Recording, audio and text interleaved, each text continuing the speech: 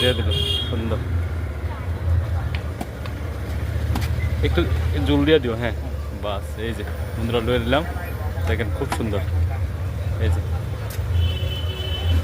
তো রে, এটার দাম হলো 30 টাকা না দাদা? তোমরা সবসময় এখানে পাওয়া যায় না?